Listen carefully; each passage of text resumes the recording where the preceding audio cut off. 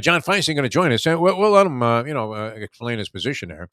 I'm not sure that's going to endear him anymore to the lovely and talented one, Leslie Visser, who, wow, I mean, and the coverage on this thing has been great. And I'm thinking the only thing missing was Leslie doing some of those interviews. All right, we ready with John Feinstein joining us here on the show? This is always great, and as we said, the tournament always delivers, and it always delivers great stories, and that's why perfect timing to bring John Feinstein on the show because among the best storytellers ever when it came to any type of sports writing and or sports casting, we welcome the great John Feinstein to the program. John, how are you? I'm well. Good morning. How are you guys? Doing well. Well, tempers are already flaring, John. I don't know. This is going to be like the first round of a Mike Tyson fight, I guess, because we're already getting input about your column that you wrote about Rick Pitino, who happens to be one of our favorites because we know him in a little bit of a different way than just from his coaching, mostly from his great racehorses at the track and sessions there. And he's he's never been put on probation as a racetrack owner. I don't think so. No. There is. It's all clean. No allegations or assertions that his horses are on sublimates like Bob Baffert's horses. But I explain your position because we've had a couple of people saying, "Hey, are you going to ask him about this?" Because we know you guys love Pitino. So, what was the gist of the column, John Feinstein? Well, the gist of the column was that Rick Pitino was great at two things: coaching basketball and promoting Rick Pitino. All right. He's done that all his career. I've known him since he was at Boston University. I cited an example of being at a summer camp in 1986 after the three-point shot came in when he was the first coach to recognize its importance and took Providence to the Final Four the next year, built around three-point shooting while other coaches were still figuring it out. But Rick was fired in Hawaii as an assistant because he was involved in NCAA violations there. He signed a 5-year contract at Providence and said he wasn't going anywhere, and then went to the Knicks. He did an amazing job rebuilding Kentucky after Kentucky was put on probation for stuff that went on when Eddie Sutton was there. I was in the press conference after they lost the 97 championship game, and the rumors were swirling he was going to go to the Celtics. And he said he was looking forward to next year at Kentucky and had no intention of leaving. And of course, you know what happened. He went to the Celtics, and that was during a period when I was very close to Red Auerbach. And the Celtics owners flew down to Washington to say to him, because Red still held the title of team president, even though he was retired. He's 80. But he held the title in an honorary way. And Pitino would not take the job unless he was given the title of president. Wow. Which was totally unnecessary. Red being Red said, look, just tell him if he wants it, and it might help to call me. You know what happened with the Celtics. They didn't get Tim Duncan, and Rick eventually, quote-unquote, resigned in his fourth season. Went to Louisville, again, did a great job rebuilding Louisville to the Final Four, to a national championship, although that banner has been taken down because of violations. You remember the whole Madam scandal.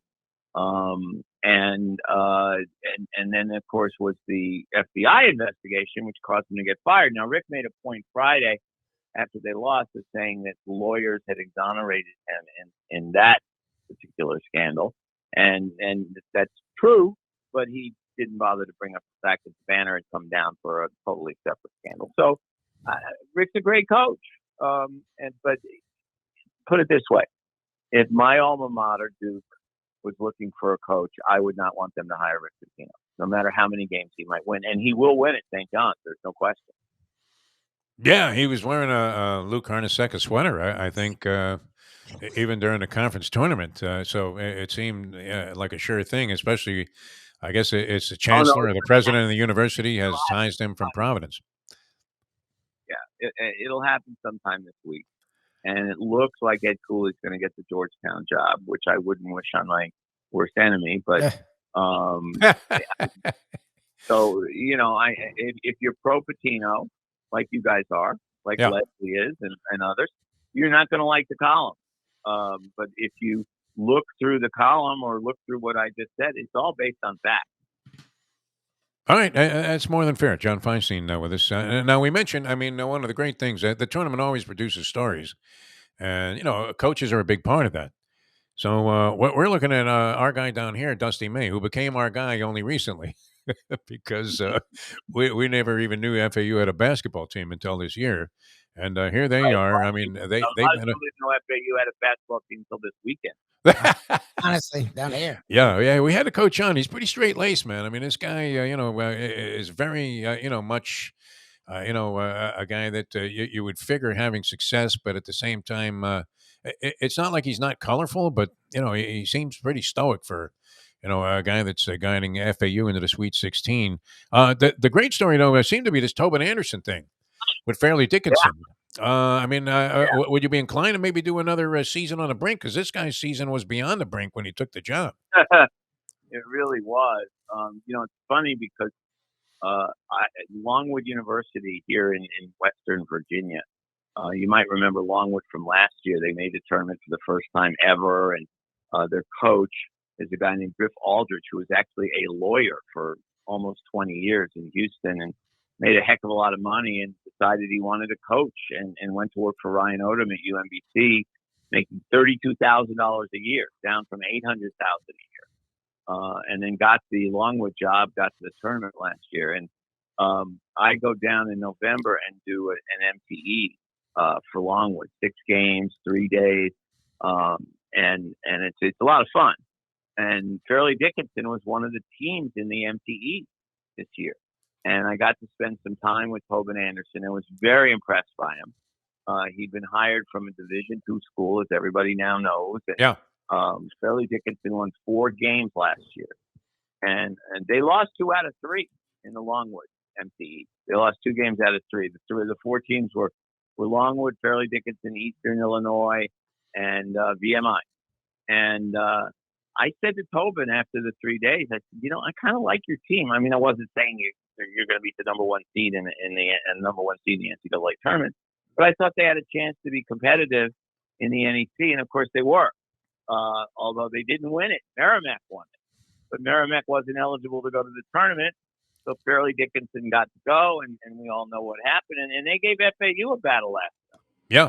It felt like they were still hungover from celebrating the Purdue win. They came back, actually led in the second half. It's a terrific story. They play a unique style. They attack on every possession defensively, and either they beat you or you beat them. And it's fun to watch. And the way they handle themselves down the stretch of that Purdue game, again, guards always win. But they have little guards, 5'8", 5'9", but guards always win in the NCAA tournament, and they pulled it off. What's interesting is, and look, you've had 2 1 seeds go down in the first weekend. You've had 2 seed, 3 seeds. It's topsy-turvy. But Alabama, who was playing as well as anyone coming into the tournament, is playing really strong. And to me, and Defo and I have been talking about this, would they keep asking about Brandon Miller? And we knew they wouldn't. Once the games really got into fluidity. But that's why we like talking to you, because you're very honest. What are your thoughts on the fact that Alabama I think they're going to win it all, honestly. And it feels like they might. They've done this SEC against the world thing. Well, it's us against the world. It's like, well, I mean, you're playing a guy that was involved in a death.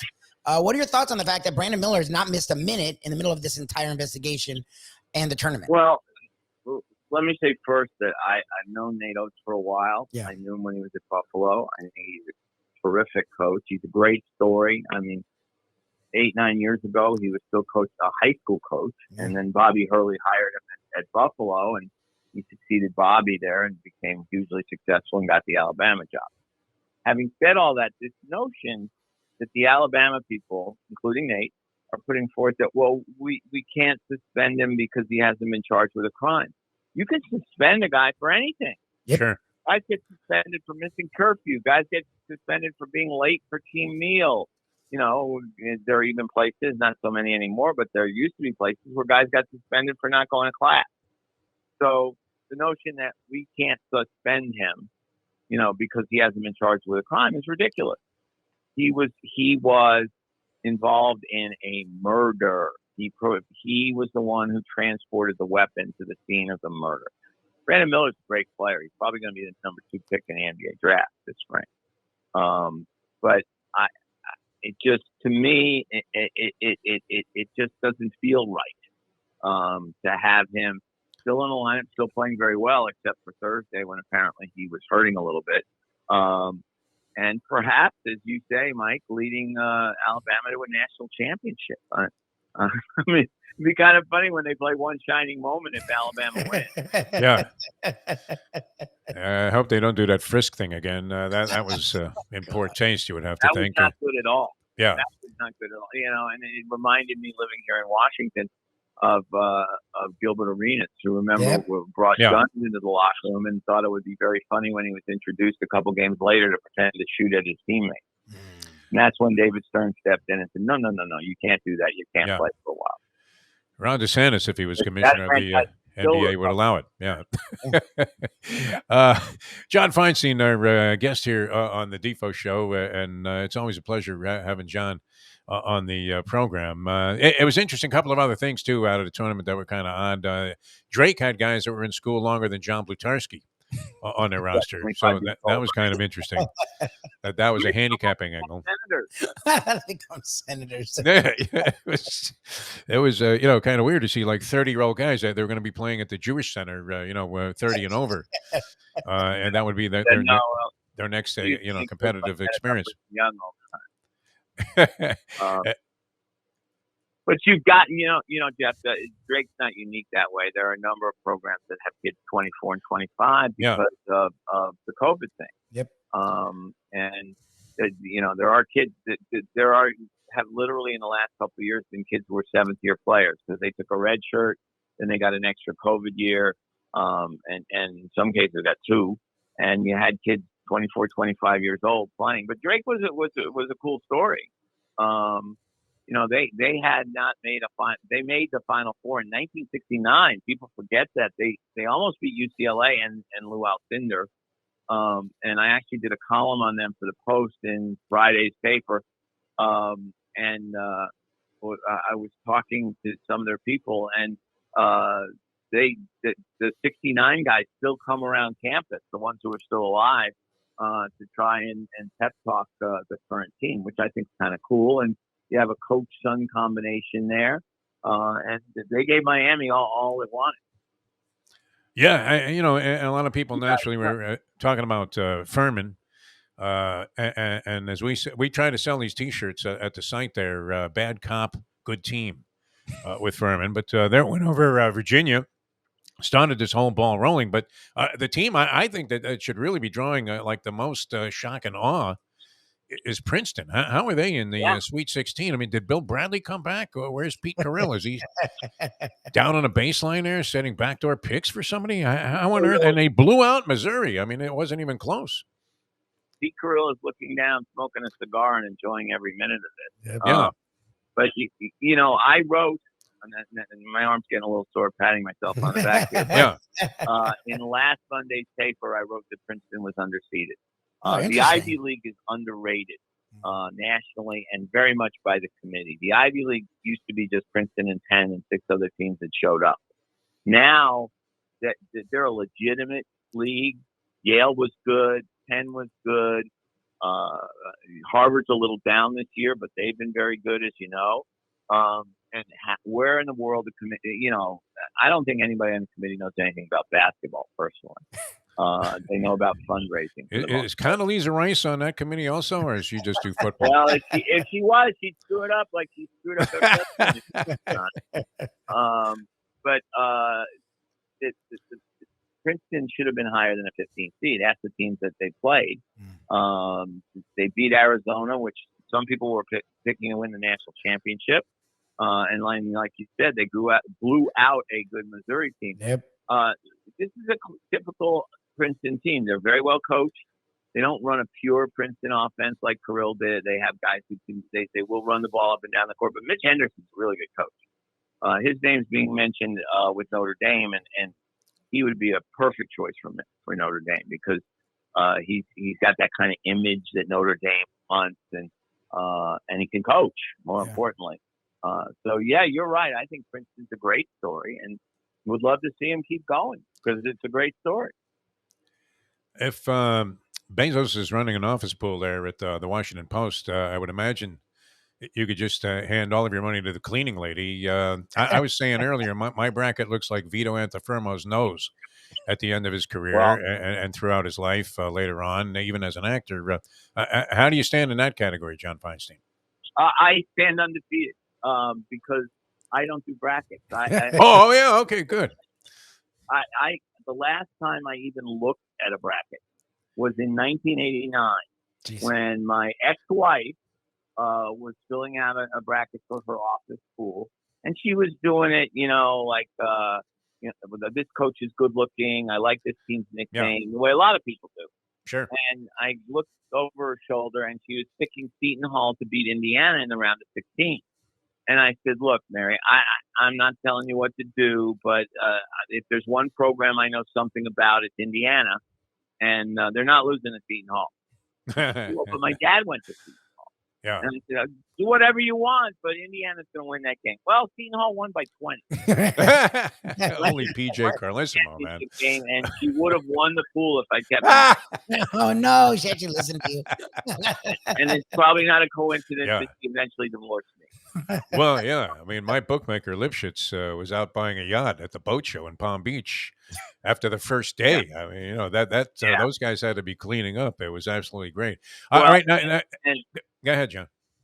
And the other thing I'll tell you is several years ago, Chris Wallace, Mike Wallace's son, who's a big sports fan.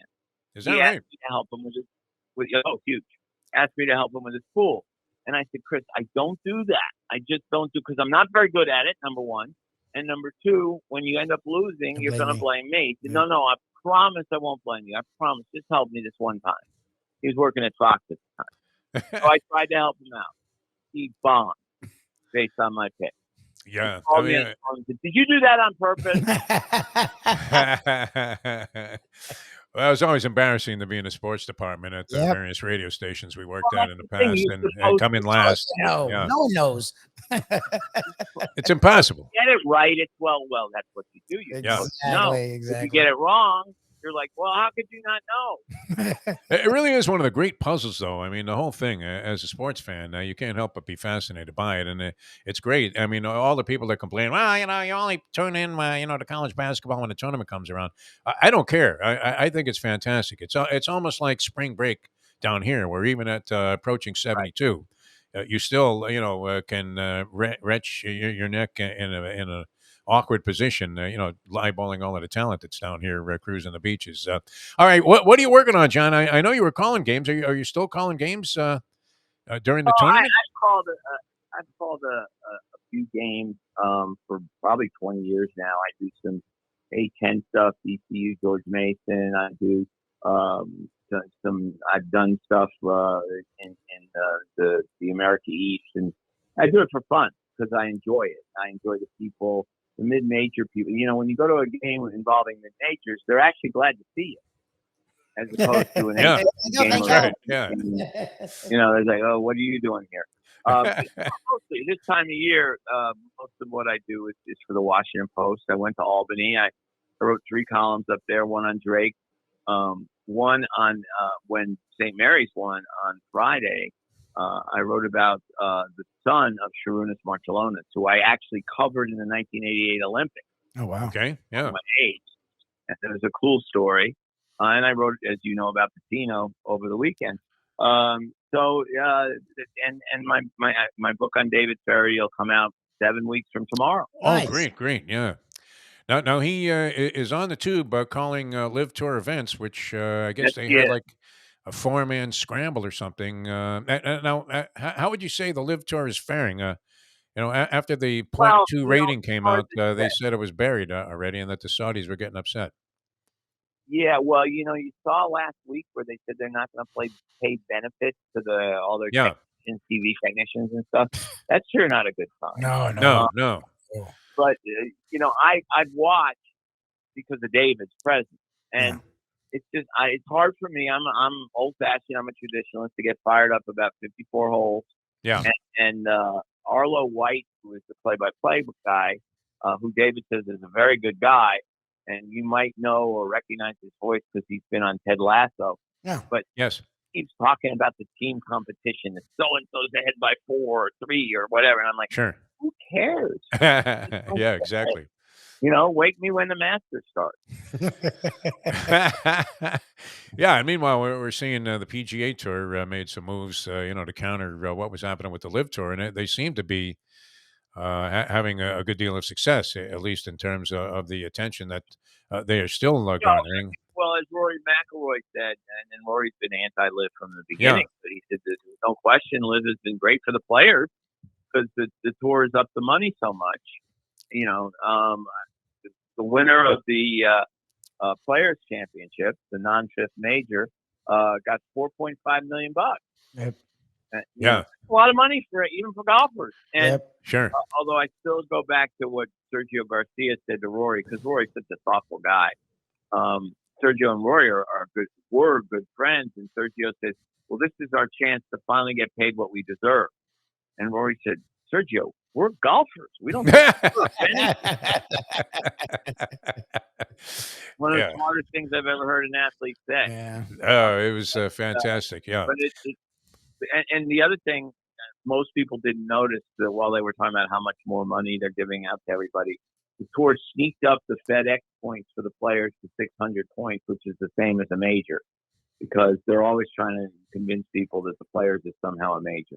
The players is about money. Yeah. The majors are about history. It's that simple. McIlroy, I'm a McIlroy fan, but he buried me in the Players Tournament when I was in a pool. He used him over John Rahm and Scotty Scheffler, which were the choices on that particular portion of the list that I had to choose from. And his +8 missed the cut, made a 32-shot difference for at him all. over Scheffler. 32 shots, one guy. Yeah, no, Rory did not have a good weekend. The funny thing is, he and Tiger Woods. Tiger Woods has won the Players twice. Rory's won the Players once. Neither one of them likes that golf course. Yeah. And yet they're so good, they still won. It's great. I mean, for the duffer out there, man. I could just watch, shots of 17 like it was a Zapruder film. It's fantastic as the ball bounces. I mean, a perfectly good shot bounces on the green and then bounces into the agua, and the guy ends up with a 7, a quadruple bogey. The record, the first time I ever played that hole, I made it 2. A 2? A 2. A To birdie. what? To nice. No, I finished 2-4 the first time I played that golf course, and I think I shot 91. That's insanely confident for a guy in the media, because I threw my clubs after a scramble into the canal at Doral. We weren't even on the Blue The Monster. smartest thing you ever did. You guys remember this because you're football guys. When Lawrence Taylor admitted that he was doing cocaine, Yeah. and he said he didn't need to go to rehab because he was playing a lot of golf. And I said, no, you play a lot of golf to get a cocaine habit. Yeah, I had a book on golf. It wasn't as successful as yours, A Good Walk Spoiled, but Beyond the Women's Tees was my golf instructional book. We were just hoping to get Beyond the Women's Tees on any time, they put the big stick out. Yeah, not too bad. Grounded to the Green was my other golf instructional video, which I'll be happy to send you a copy if you send us the Faraday book, John, because we're looking for some freebies on that if we can, I'll tell you possibly. what, I'll make a deal with you. I'll send you the Faraday book if you don't send me a copy. I don't know that anymore exists. Kind of, went out of production a long time ago. John, we love you, man. And Faraday, we're looking forward to it. Honestly, I'd love to read the book, and you have Lubie's address. Send me an address, and we'll get you the book. All right, I'll get you the address. Awesome. Yeah, no, that'd be a real treat. Thanks so much. Always a pleasure, my friend. Thanks for joining us here on the show. It was great. Guys, take care. Thanks, John. Appreciate it. All right, very good.